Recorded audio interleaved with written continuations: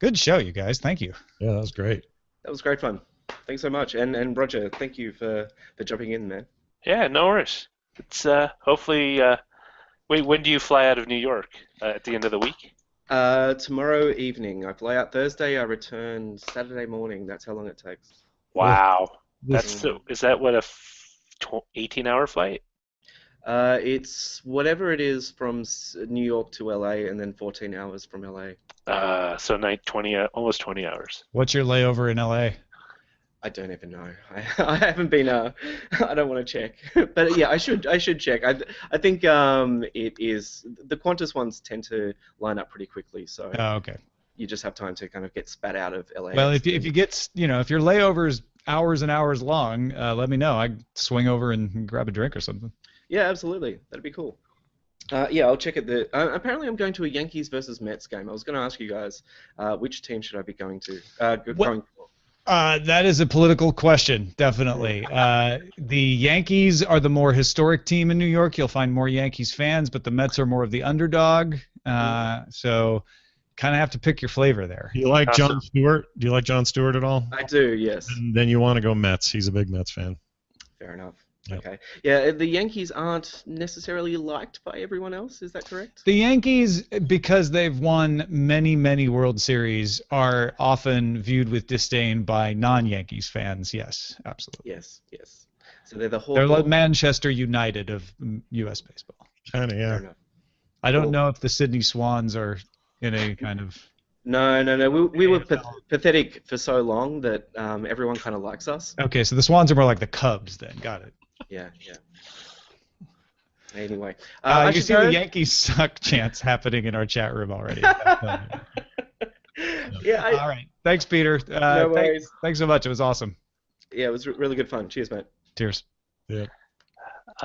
Titles. I'm very you quiet. It's and I'm guilty of this as anyone else. You sometimes do what's the most expedient.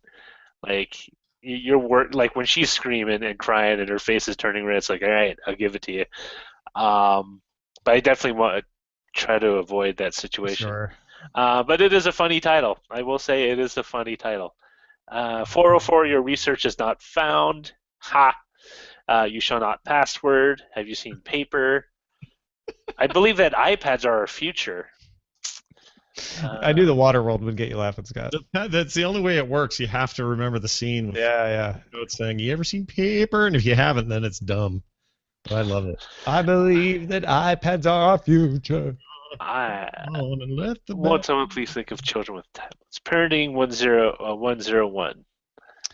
I'm going to go with iParent, uQuiet. Yes. The really runaway winner. We all chuckled at it. Yeah, it's really good. It's great.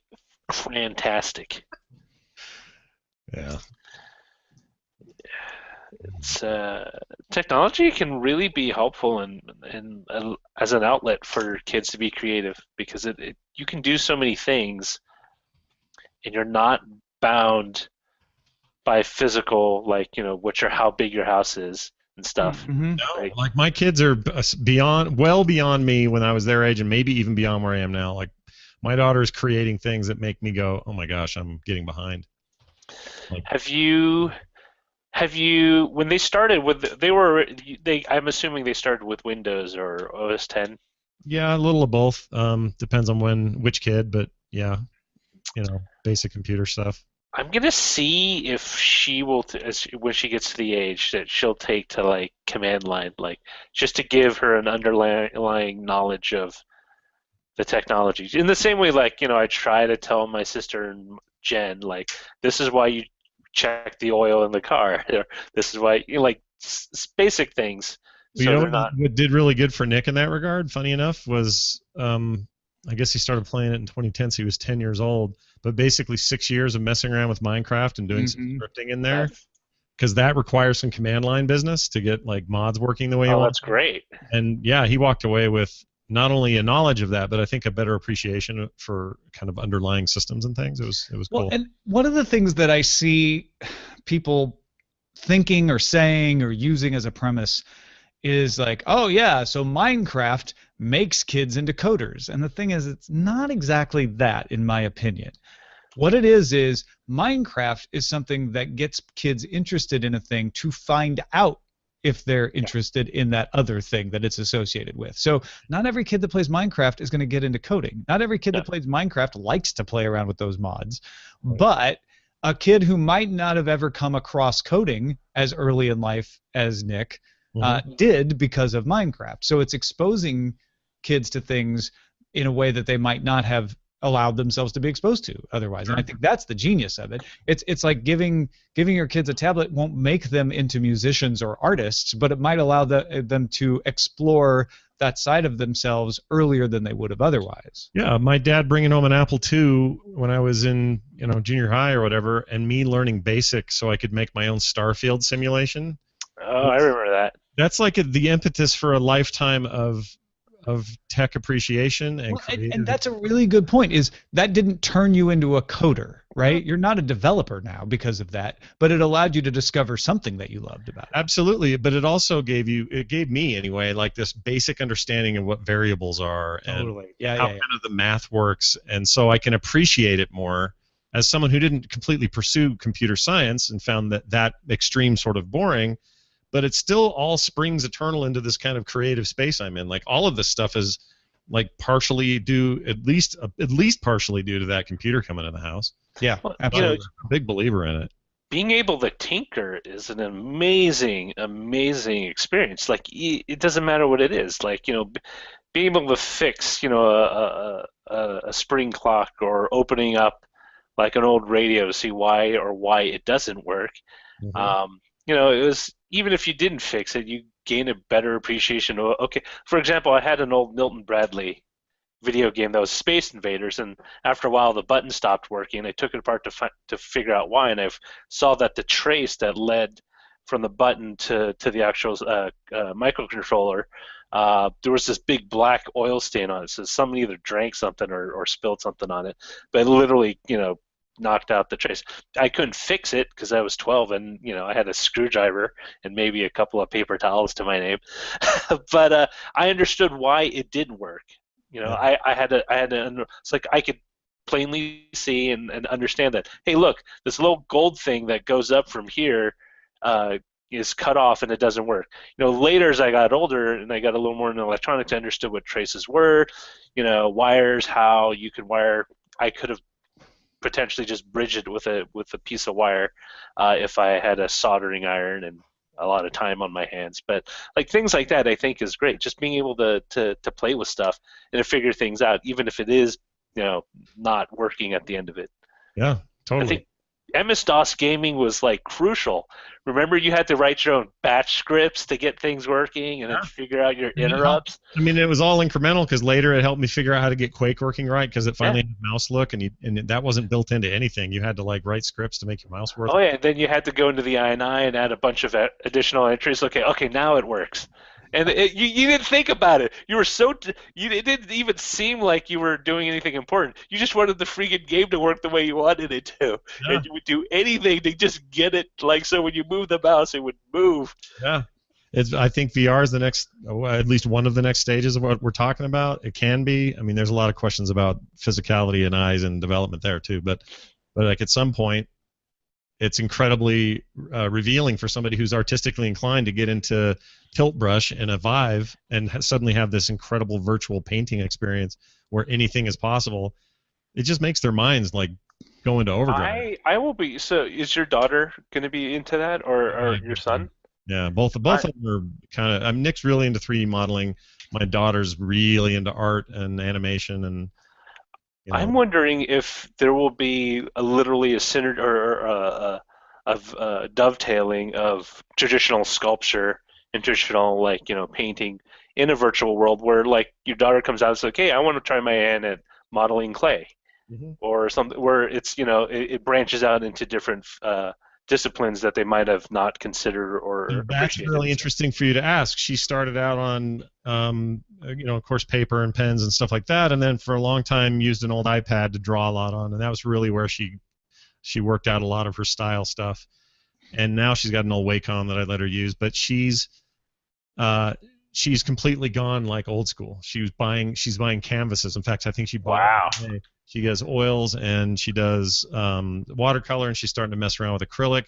Like, she's way into how does the old stuff go, whereas I'm like, I was raised on the old stuff and really prefer my digital world, and she's going the other direction, appreciating the older stuff. So well, because it's new to her, right? And it was never new; it was old to you. So that's really interesting. it's easy to say, you hipster, but it's not. Right. It's something else. It's I don't know. It's a getting back to the root.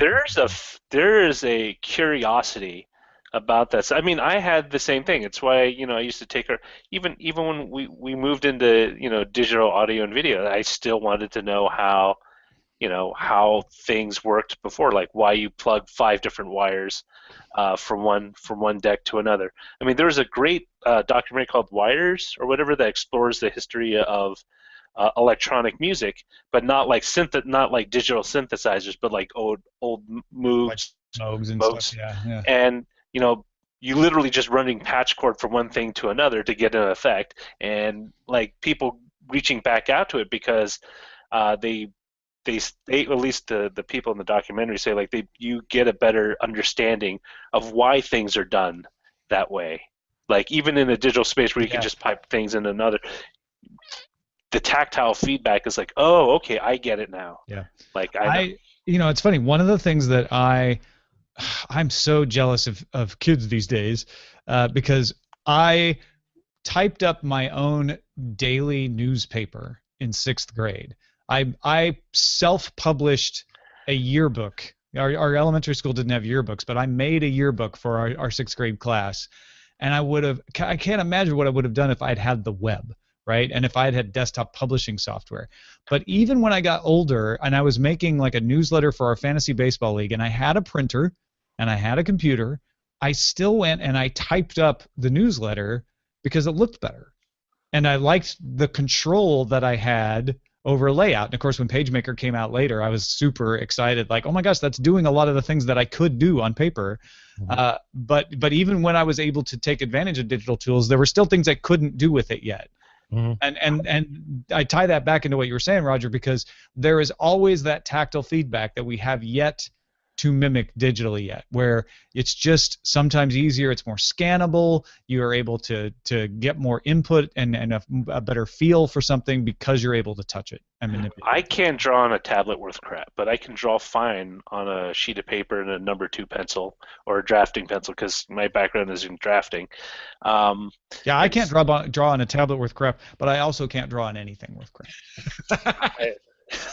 Except the zeros, that's all that matters. It took a while for me to get used to it. I went through a bunch of nibs too. I finally found some for my Wacom that have the drag of a. Really? Yeah, it's great. If you could email that to me, because that's the one thing I really kind of like. I don't have that resistance, and so my arm overcompensates everywhere, and I'm like, oh. Yeah, it's weird at first to get used to the smooth way, and then when I found these, I've gone back to feeling like paper, and now it's hard for me to go with the smooth one again. So, but yeah, I'll send you. They're just Wacom extra nibs. You can buy them in these different types and styles. And oh, nice. So. Yeah, I just got the 6 or 5 replacements that they pack in with the tablet. I have a belief that limitations, and this is the thing that goes back to probably why your daughter's so fascinated. Having defined limitations of what you can actually do with the medium in many ways makes you more creative, because now you're thinking, well, I can't do it this way anymore. How can I do whatever I want to do with this technology to get as close to what I want done without the benefit of just being able to click and copy and paste or something to it. I think there is there's a fascination of, okay, what other ways can I do to make sound with an 8 key keyboard versus like your standard 88 key keyboard. Wait, is it 88 keys? Yeah, is it 88? I don't even know what it is. I don't remember. 140 keys for the big one, right?